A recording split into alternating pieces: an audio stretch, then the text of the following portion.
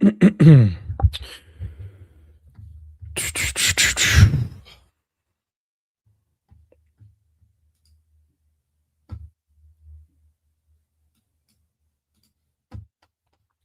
the screen go? Here we are. Alrighty, everybody, what is going on? Welcome back to another CyberX video breakdown. In today's video, I'm going to be giving you guys a live updated analysis on XRP Canton, going over technical analysis, the fundamental backdrop, and then towards the end of this, just reading some newly developed breaking news that has been taking place that is involving both Ripple and Canton Network in today's video breakdown. Hopefully, you guys enjoy the level-headed accuracy that we've been giving you guys here at CyberX. If you guys do enjoy that, do us a favor, smash that thumbs up button and subscribe. So, starting off with the private community report, the hand typed out news reports that I type out for the community members every single day during New York and Asia session to keep them in the loop with what's happening in the digital asset ecosystem, the risk on, risk off backdrop, just really keeping them down to earth and in the loop with what's happening. This is our January 4th, 2026 report. January 4th was Sunday. I always type out an overview for the week, what to pay attention to, what fundamentals are coming out, what's coming for the week ahead. And we particularly focused on our risk off scenario. So I'm going to read thoroughly through this so that way you guys understand the fundamentals, why the market is down today, why crypto isn't performing too well, why XRP and Canton have reached our bearish targets that we were analyzing in previous video breakdowns. Then we'll roll over into the technical analysis aspect. I'll give you guys an update, levels to be mindful of, institutional deltas and dark pools that we're paying attention to. And then we will end with the fundamentals and the news reports that have just recently come out today. All right. So taking a look back at what we were talking about at the very onset of the week on Sunday, I particularly mentioned to the private community members and made this available publicly to you guys, where I said, the risk-off scenario this week would unfold if we saw labor or economic data coming in stronger than expected, pushing back on rate cut expectations, Fed speakers reinforcing a hawkish or restrictive stance on monetary policy, rate cut probabilities falling meaningfully. That is very important there. Geopolitical tensions escalating or tariff uncertainty intensifying. And then, of course, any yen carry trade unwinds or Japanese finance ministers intervening with the currency. And I said, under those conditions, the dollar or safe haven assets would likely strengthen and risk appetite would likely fade and crypto would struggle to sustain current support levels. And so now fast forward to January 9th, taking a look at our updated report. This is the report that I just hand typed out for the private community members. I actually need to change the date here. And reading over this, just so that you guys have a now updated overview of the current market landscape, this will also give you a future projection into what to be mindful of heading into next week, as we do have continued geopolitical tensions on the horizon, a new updated date for Trump's and tariffs Congress announcement, and then obviously, of course, the data in terms of the inflation reports that we're set to get next week on the US front. So reading thoroughly through the updated report as of January 9th, 2026. It reads, the total cryptocurrency market continued to see persistent outflows today, falling roughly around $20 billion on the session, hovering near weekly lows around $3.08 trillion. This ongoing weakness reflects a broader shift in global risk sentiment as geopolitical uncertainty intensifies and U.S. labor data continues to push back expectations for imminent Federal Reserve rate cuts. At the beginning of the week, as I mentioned, we had outlined a clear framework. If the odds of a January or March rate cut were to fall, crypto would likely remain under sell pressure. Here's a screenshot of that previous January 4th report. That scenario has now played out almost exactly as expected. Fed funds rate futures traders are currently pricing in just a 4.8% probability of a rate cut at the January 27th to 28th FOMC meeting, down sharply from a previous reading of 11.6% before the latest labor data. If you guys remember back on January 4th, one of the risk off scenario bullet points that we had mentioned was if rate cut probabilities fall meaningfully right there, right? And we see that now reflected in real time today. The market is now pricing the first potential cut no earlier than April, reinforcing a higher for longer interest rate environment. This shift has boosted Treasury yields, particularly on the short end of the curve, while supporting the US dollar for a seventh consecutive session. A stronger dollar historically acts as a headwind for crypto and other risk assets by tightening global financial conditions and reducing liquidity appetite. On the labor market front, the latest employment report from the US Bureau of Labor Statistics delivered a mixed but ultimately resilient picture of the labor market. Non-farm payrolls rose by 50,000 in December, slightly below the market expectations of 60,000 and easing from November's revised 56,000 gain. While the softer headline number initially suggested some cooling in hiring momentum, other components of the report pointed to continued labor market strength. The unemployment rate declined to 4.4% from 4.6%, beating expectations of 4.5% and signaling that labor market conditions remain relatively tight. At the same time, wage growth accelerated. Average hourly earnings rose 0.3% month over month, and they were in line with forecasts, but stronger than November's 0.1% increase. On an annual basis, wage growth climbed to 3.8% from 3.6%, exceeding expectations. So, taken together, the report delivered a mixed signal: slower job creation, but lower unemployment and stronger wage growth. For the Federal Reserve, this combination reinforces the case for patience. While hiring is moderating, the labor market is far from weak and wage pressures remain elevated enough to keep inflation risks alive. And we saw that in the headlines today with multiple Fed speakers stating exactly that.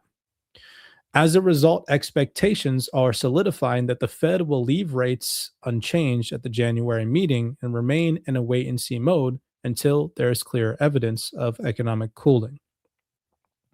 Alongside shifting rate expectations, the US dollar continues to strengthen across the board. The greenback has now posted its seventh straight day of gains, reflecting rising yields, resilient economic data, and safe haven demand amid geopolitical uncertainty. A stronger dollar usually tends to tighten global liquidity conditions and typically suppresses speculative demand for assets like cryptocurrency. When investors can earn attractive risk free returns in US Treasury markets, the incentive to rotate into high volatile assets diminishes. This combination of rising yields, fading rate cut hopes, and dollar strength has created a challenging macro backdrop for crypto in the near term. Adding another layer of uncertainty is the unresolved legal status of Trump era tariffs. Investors had been bracing for a possible US Supreme Court ruling on their legality, but no decision has yet been issued. The court is now expected to release its next set of rulings on January 14th. And we know the market does not like uncertainty, and this puts the market in a state of uncertainty as these pending decisions continue to unfold. In the meantime, administration officials have indicated that a contingency plan is in place to keep the tariffs intact should the court rule against them. This kept markets in a state of suspense as tariffs carry major implications for inflation, trade flows, corporate earnings, and geopolitical relationships. Until there is clarity, this uncertainty acts as another headwind for global risk sentiment. Now, just as the market was beginning to stabilize after developments in Venezuela, new geopolitical flashpoints have now emerged. Large scale protests have erupted in Iran, the largest in years amid worsening economic conditions driven by sanctions and drought related shortages. President Trump has publicly warned Iranian authorities against violent repression, signaling heightened U.S. involvement. So far, at least 42 have been reportedly killed, and any escalation into the weekend could further fuel risk off sentiment across global markets. At the same time, Trump has renewed his push for greater U.S. influence over Greenland, an autonomous territory of Denmark and a NATO ally. The island holds significant strategic value, both military and economically, including rare earth resources and Arctic shipping routes. China has already established a rare earth production presence there, and Russia maintains submarine routes through the region. The U.S. already operates an Air and Space Force base near Nuuk, but Washington is now expanding its influence further. Secretary of State Marco Rubio is scheduled to visit Copenhagen next week, likely to discuss American interest in Greenland. So we will be paying very close attention to those headlines here in the Private CyberX community. While Trump has publicly floated the idea of buying Greenland, the more realistic outcome would be an expansion of US military infrastructure, a move that could heighten tensions with the European Union. Together, these developments reinforce a broader realignment in U.S. foreign policy, with Washington shifting focus towards the Americas and the Arctic while pulling back support from Europe. This geopolitical reshuffling has a meaningful implication for global trade, defense alliances, and financial markets. So, what the markets are watching for next week. Now that you guys understand what is currently weighing on market sentiment, and again, we highlighted all of these things in our report at the very beginning of the week. So, all of our private community members are already enlightened and enjoying their weekend. They're already ahead of the curve amongst the vast majority of retail traders that are confused, that are miscombobulated by the fact that their portfolio is not performing as well as they had previously thought or anticipated via the bullish moon boys that are constantly touting this ridiculous, nonsensical bullcrap to you guys instead of locking in and focusing on the things that matter week by week, which I highly suggest you guys do. We had talked about labor market conditions. We had talked about Fed speakers reinforcing a hawkish stance, rate cut probabilities falling meaningfully, and geopolitical tensions escalating, creating a risk off backdrop. And now, fast forward to today, we are seeing all of those things unfold in real time. So, next week, what do we need to be mindful of in the coming days ahead? Looking ahead, markets face a packed calendar that could shape sentiment across equities, bonds, currencies, and crypto. Fourth quarter earnings season kicks off with major U.S. banks reporting, including JP Morgan Chase, Bank of America, Citigroup, Wells Fargo, Goldman Sachs, and Morgan Stanley. Results from BlackRock, Delta Airlines, Bank of New York Mellon, and PNC will also provide insight into consumer demand, capital markets activity, and credit conditions. On the macro front, the December CPI report will be a central focus. Headline inflation is expected to remain steady at 2.7 year over year, while core inflation is forecast to edge higher to 2.7% from a previous reading of 2.6%.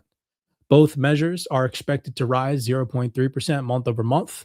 The delayed PPI report is also due from back during the government shutdown, with the producer inflation expected at a 2.7% annual reading.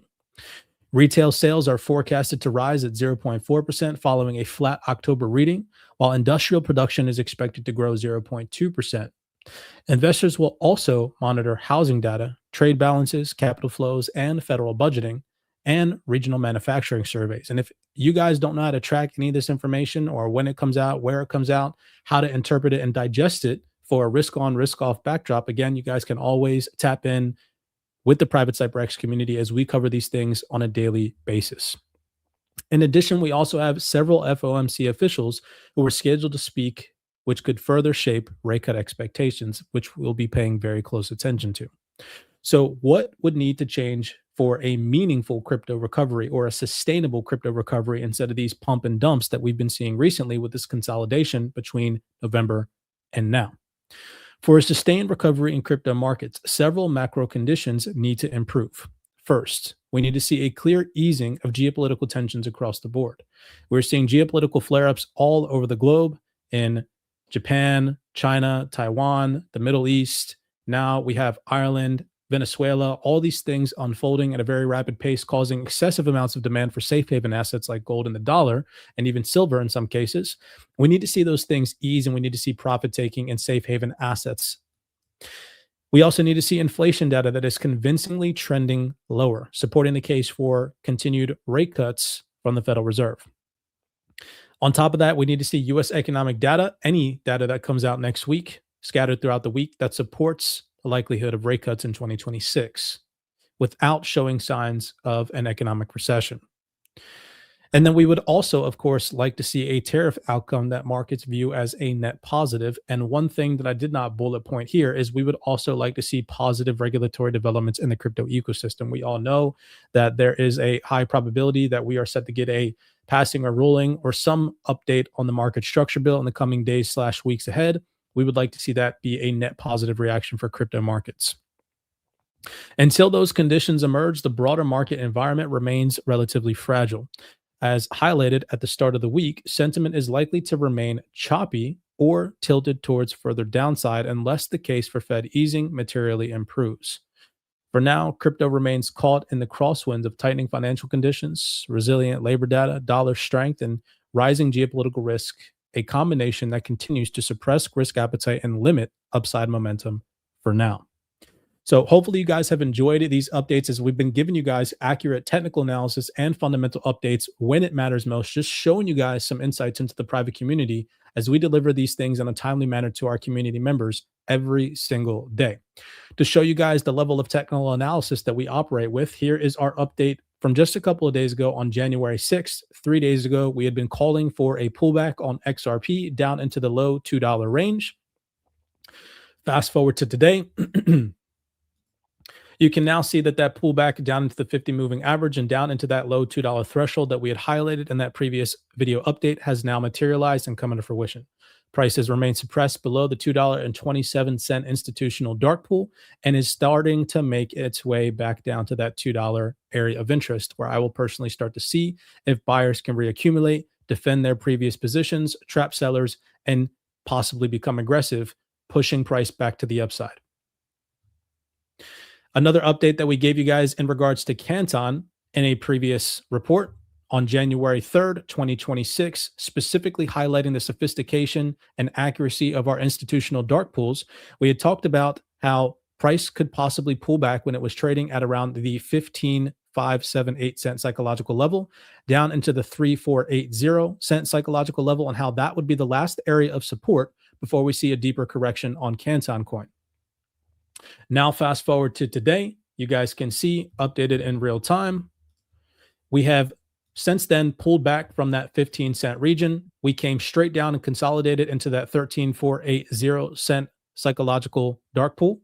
And we have now broken it, turned it into a resistance, and started to make our way down into our overall bearish targets of the high 11-cent range to hopefully the 9-cent psychological level.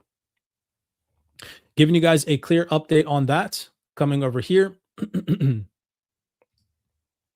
reading thoroughly through this real fast so that way you guys see the targets that we're paying attention to, and then we'll just take a look at that on the TradingView landscape. Right now, XRP has pulled back into the 50 EMA as mentioned in our previous update. However, if buyers can trap sellers and hold price above the $1.98 to $2 level, I'm personally optimistic that we could see a bounce from here back up into the higher level deltas around 249 to 263, or $2.49 to $2.63 as our next bullish targets. To the downside, however, if sellers overpower buyers and become aggressive, coupled with sentiment worsening over the weekend or into next week due to things like higher inflation or continued geopolitical uncertainty, and we see sellers push price below the $2 threshold, this would open the door for a revisitation of our institutional dark pool at the $1.84 range. Below that, if sentiment were to continue to put pressure on risk assets, our next downside target and possible area for reaccumulation would be roughly around the $1.69 to $1.39 threshold. So just taking a look real fast on XRP before we head over to Canton. Right now, the question is where we previously in a video breakdown a couple of days ago had highlighted using our institutional order flow software, we saw buyers break above an institutional sell wall that existed at about $1.98 to $2. Buyers were able to turn that into support, trap sellers, and become aggressive enough to push price slightly above the institutional dark pool at $2.27. Since then, the market has corrected clearly because of the risk-off backdrop. And so the question now is, now that buyers are possibly getting another opportunity to defend at these lower prices, can they hold? So like I mentioned, if price can hold above the $2 threshold, we can see buyers reaccumulate, possibly see risk sentiment support a risk-on backdrop and improve from its current condition. Maybe then we see a revisitation of the $2.27 threshold. If at any point in time we can see this unfold and we can see buyers trap sellers at the $2.27 threshold, turn it into support and become aggressive, that is going to open the door for our higher targets, i.e. $2.49 to $2.63 before we see more profit taking or buyers stall out on XRP. To the downside, if the sentiment worsens compared to where we are at today, and we do end up seeing sellers push below the $2 threshold, trapping buyers, turning it into a resistance and becoming aggressive, that opens the door for a complete pullback of this previous January 1st move, pushing us back down into the $1.84 range. If $1.84 breaks, that's going to open the door for lower level targets. Next on our radar are the institutional dark pools at $1.64. And below that, we have $1, I believe, 39 on our radar. I just don't have it on my trading view charts. You guys now have both upside and downside targets to be mindful of on XRP. Personally, I'm setting some alerts and some alarms. I would favor a deeper retracement on XRP, as I would love to accumulate some more XRP at these lower level targets. As for Canton, we had been probably one of the only communities covering Canton where just a couple of days ago, when everybody was talking about it and it was rallying above the 15-cent threshold, we had publicly addressed the possibility of a pullback. I even highlighted and created this full breakdown for you guys talking about a deeper retracement on Canton and not chasing the hype around it and waiting patiently for a deeper retracement. You guys can go back days ago and watch that entire breakdown going over structure, institutional dark pools, and what to be mindful of and pay attention to in terms of how to really read technical analysis from a logical standpoint, utilizing no retail based indicators, all institutional insights. Now, coming over to the Canton update, you guys can see that that pullback that we had discussed in that previous video breakdown has unfolded in real time. So, to the downside, now that we have broken the two thresholds in which we had mentioned we needed to see Canton remain suppressed underneath of in order for downside targets to come into fruition, the first area of interest that I'm looking to reaccumulate some Canton at is the 11.5 cent range. Slightly underneath of that is our next institutional buy dark pool at the 0.9453 cent psychological level. And if sentiment or the pullback were to continue to worsen from there, next on our radar will be a full-on retracement from the December lows back down into the low to high 5 cent region. Anything below that, I will continue to keep these on my radar. We do have some institutional dark pools at the 0.2602 cent psychological level on Canton. And below that would be very substantiating if it took place, and a huge opportunity, in my personal opinion, that I will be taking advantage of, not financial advice, if it did come into fruition, will be a full-blown drop down into the dark pools that our software has highlighted at the 0.001 cent psychological level. That is a far stretch from where we are currently trading at, and we would definitely need to see a huge risk-off backdrop unfold and a massive drop in the entire cryptocurrency market in order for that to unfold, but still something that I'm being mindful of. To the upside, if we can rekindle the losses from the 13.480 cent psychological level and we can see buyers turn that into a support, sentiment starts to flip back risk on, and we see buyers become aggressive, the next hurdle that we need to overcome before we see any higher prices on Canton is the institutional sell dark pool that rests at the 15.898. Above the 15.898, next on our radar for possible profit-taking areas of interest are the institutional dark pools that come in at the 19.214 and the 22.582. You guys now have both upside and downside targets on Canton. If at any point in time you guys want daily, honestly, hourly updates on this information, our institutional scalper literally does not sleep. I don't know how he does it, but he is constantly giving our private community updates on a timely manner on XRP, Canton, literally hundreds of cryptocurrencies across the board. It's almost like he has a team working for him inside his own realm of existence, but he's constantly talking with our private community members through price action, utilizing screenshots from our institutional software, giving timely updates when they matter most. And you guys can access those by heading over to cyberxtrading.com and tapping in to our private CyberX Discord. Fundamentals and technical analysis out of the way. Now let's get to the news headlines. Recently, we just saw CoinDesk post this article from January 8th, 2026. So just yesterday, stating tokenization supercycle set to drive crypto's next leg higher in 2026. We've seen so much back and forth between recently XRP community members starting to diversify their portfolio and get into other assets that might perform well in this next cycle, and vice versa. People that don't hold XRP talk crap about XRP, this, and that. And I just think it's so refreshing to see a fundamental development that houses multiple digital assets, blockchain networks, and involves both Ripple and Canton. In regards to this tokenization super cycle set to drive crypto's next leg higher in 2026, what did we just recently see Canton post on their X profile? BNY has launched tokenized deposits for institutional clients, enabling bank deposits to move on chain, improving settlement efficiency and liquidity management. And then at the same exact time, over on Ripple's X profile, today, our partners at BNY Global launched tokenized deposit services for institutional clients, bringing the promise of digital assets directly into the banking system, with Ripple Prime as an early adopter. What I love most is that you will never see these large institutions and organizations like Ripple and Canton combating each other. And instead, what you'll notice is that that is all just Twitter hype. And behind the scenes, it's almost as if they're working together in a sense to onboard these institutions at scale into this new on chain financial realm. Because if we come over here to the BNY Mellon report directly from bny.com, you can see that both Ripple and Canton are conjoined in this article together. So I don't even know what to say about that, but that just silence all of the naysayers and the shitty comments that have been going on back and forth between communities, bashing each other or people talking about new projects or this, and that. This silences it all and shows that the industry is working together to onboard these institutions at scale in a tokenized world. January 9th, 2026.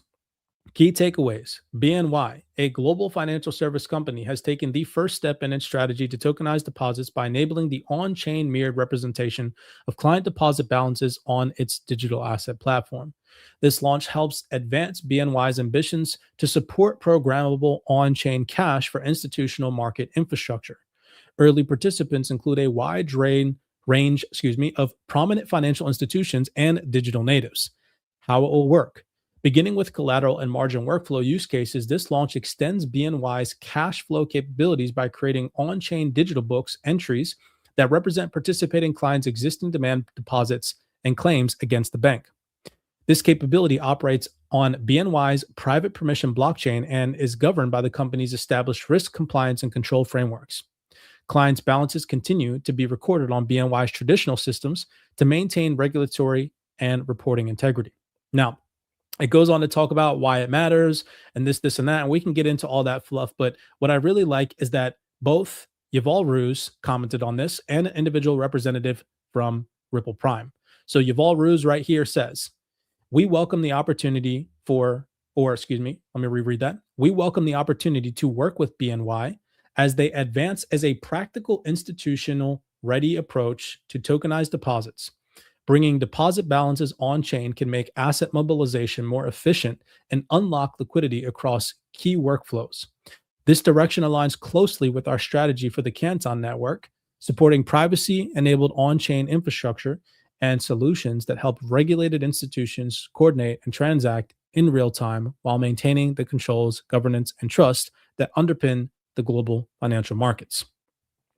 Then if we scroll right down here, we have Noel Kimmel, president from Ripple Prime, went on to say, as more traditional financial institutions move into digital native services in 2026, BNY is staying ahead of the curve, bringing digital assets directly into the banking system. We are proud to expand our long-standing strategic collaboration now as an early adopter of BNY's tokenized deposit services through its digital asset platform for cash flow management and liquidity optimization. I would like to go back to the BNY announcement right here. This is again BNY accelerating the digital asset push with tokenized deposits and how this literally solidifies that these organizations are all working together and that all of this smoke screen that we're supposed to be divided and separated and biased and opinionated and tribal against each other because we diversify in Canton Coin or an XRP is a smokescreen. And it's all just nonsense created by people on Twitter meant to distract you from what's really happening. And that is the revolution of traditional finance, right? Or the evolution of traditional finance into this on-chain realm. So hopefully you guys enjoyed today's video breakdown, showing you guys that both the Canton Network and Ripple were conjoined in this fundamental news development today, showing you guys real technical analysis, no hopium, no hype, no retail garbage that just never materializes and doesn't come into fruition, keeping you guys in the loop with real time analytics, fundamentals, technical analysis. If you guys want access to all this information on a consistent, daily, updated basis, head over to cyberxtrading.com. We'd love to have you on the team. I thought that I'd jump on real fast, make this video breakdown for you guys live. With that being said, many blessings to you guys. Hopefully, we'll see you all on the inside. Be cognizant. Please be aware out there. Make sure you guys are paying attention to detail, and I'll see you guys in the next video breakdown.